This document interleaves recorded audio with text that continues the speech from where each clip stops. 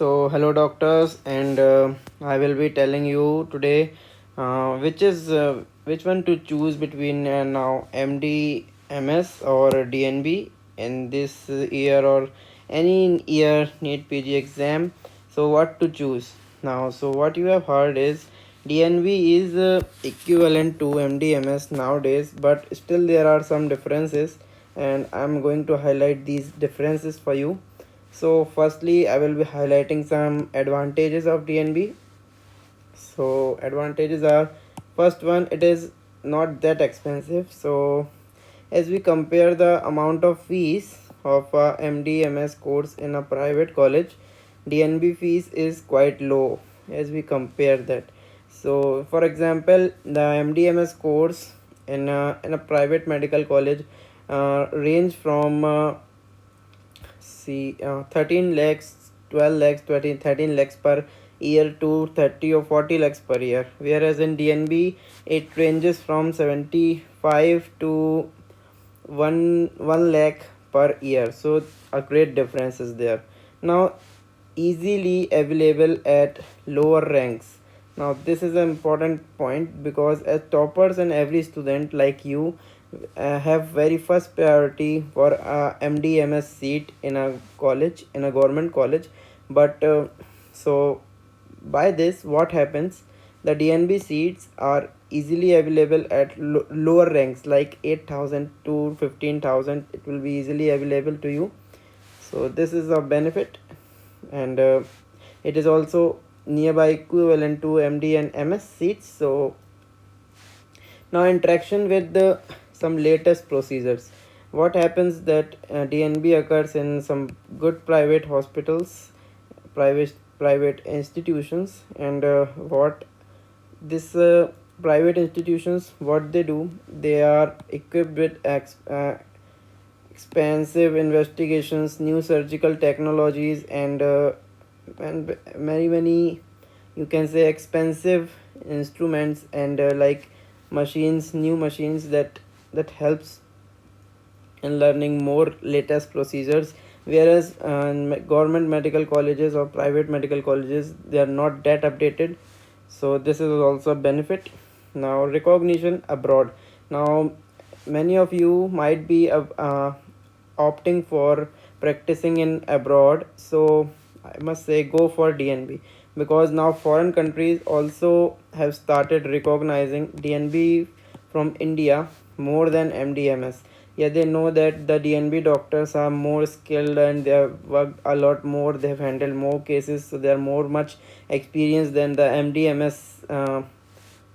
So they are opting DNB first, then after that more than MD/MS seats. So this recognition abroad is also a benefit for if you choose DNB.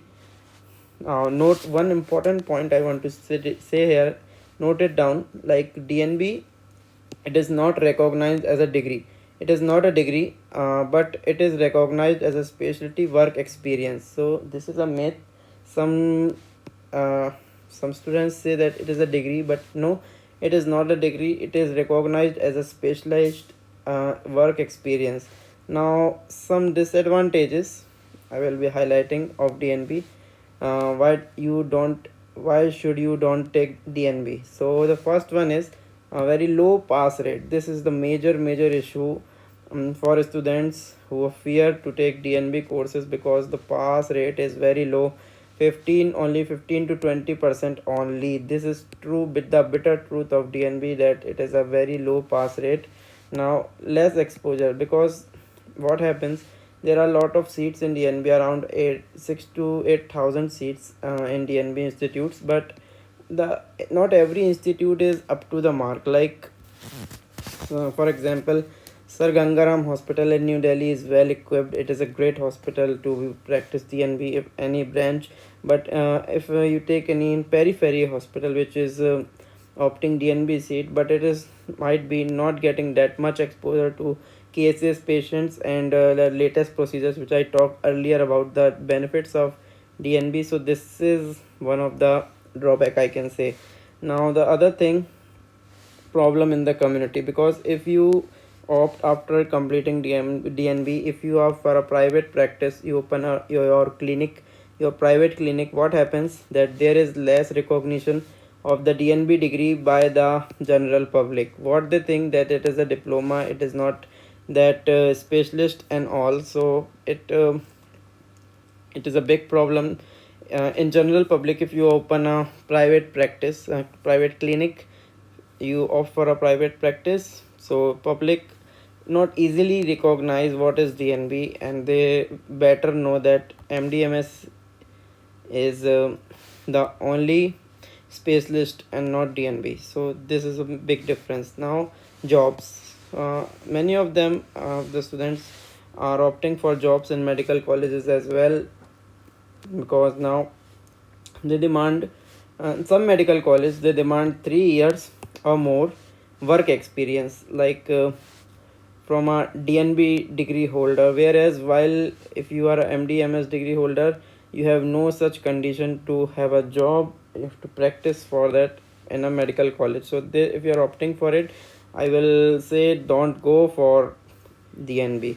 So what's the conclusion in this? What should you choose in that counseling if you opt for? So I will suggest go for a MD/MS degree as your very first priority, and after then, if you have no options further left and if you are not willing to prepare again, now then only you should take DNB degree. And if you are preparing, willing to prepare again for the next year, I will say don't take DNB and give yourself one more chance and get this MDMS government seat.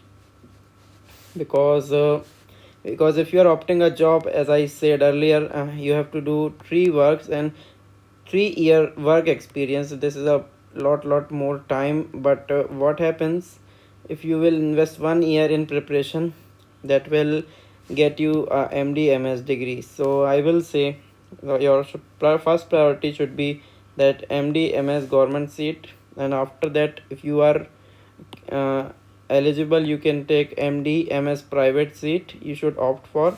And after that, what if you have no options, you don't want to prepare for the next and you are getting a DNB seat, go for a DNB seat. And or if you want to practice abroad, then you should take the DNB seat. So this is my conclusion over this. Hope you like it. Any other doubts, you can